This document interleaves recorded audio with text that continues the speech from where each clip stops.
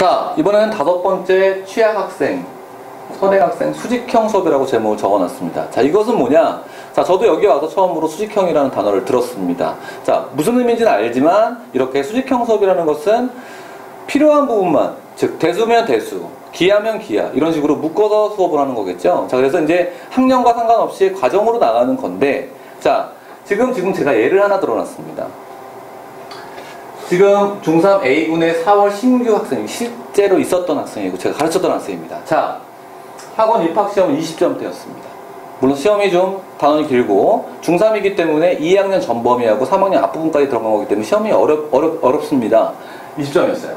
1학기 중간고사가 20점이라고 했습니다. 아, 그 전 시험이요. 그래가지고 자, 그러면 기본형이 잘 안 된다고 그랬어요. 상담을 했더니. 그러니까 부모님께서는 어떻게 말씀하셨냐면 다행히 조바심을 내진 않고 어떻게 장기적으로 수학을 잘할 수 있도록 기초를 좀 닦아달라고 했어요.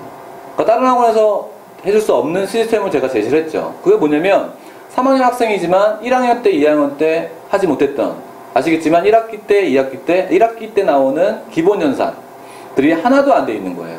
자, 그럼 우리가 이제 어떻게 했냐면 기본 수업은 편성을 하고 레벨 낮은 반으로 편성을 하고 따로 보충을 불러서 따로 보충 수업을 어떻게 진행을 했냐면 월요일, 금요일 주 2회씩 자, 수직형 기본연산 복습과정 강좌를 개설했습니다. 그 학생 하나만, 한 명을 위한 개인 강좌를 개설했어요.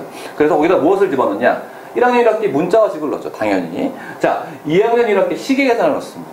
그리고 3학년 1학기에 곱셈 공식 및 인수분해를 개설했어요. 깨끗하게 뭐만 있어요? 대수에서 연산 파트만 딱 집어넣었어요. 연산 파트만 딱 집어넣어서 그것을 월금 이런 식으로 우리가 5주 과정을 제가 개설해서 10번이죠. 그래서 그때는 진도 수업과 상관없이 개별적으로 연산만 시켰습니다. 처음에 굉장히 잘 못했었어요. 물론 옆에 붙어서 첨삭도 좀 해주고 그런 식으로 설명도 좀 해주고 간략하게 하고 본인이 패드 가지고 문제 풀고 이런 식으로 수업을 진행했단 말이죠. 놀라운 결과가 나왔죠. 기말고사 때 점수가 70점대로 상승했어요. 물론 학교 시험이 그렇게 어려운 학교는 아니었어요.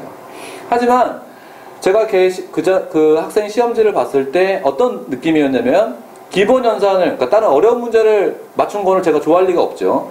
당연히 기본적인 연산 부분이 해결됐는지만 확인했어요.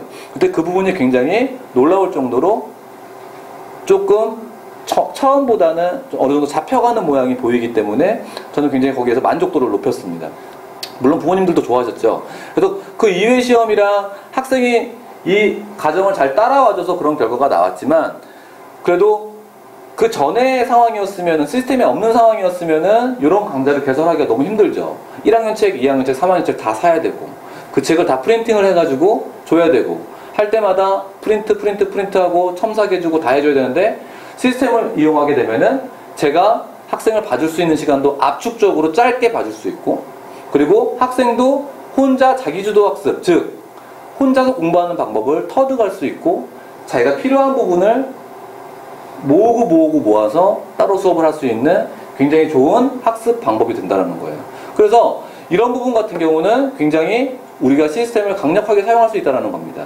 자, 또한 저 얘는 안 들었지만 선행학생 같은 경우에 이 학생이 지금 다른 학원도 그렇게 운영하는 곳이 많지만 지금 초등학생 또는 중학생이 굉장히 우수한 학생이 있어요. 또는 우수한 경시반이 있어요.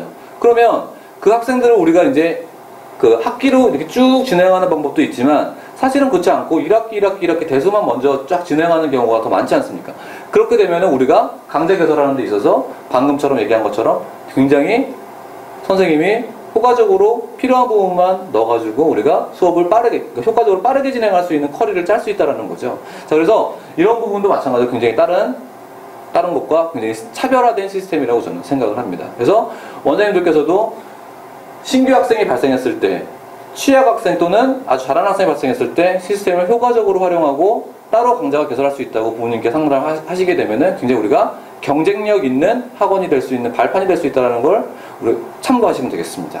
자, 여기까지 5번째 수익형 수업에 대해서 설명을 드렸습니다.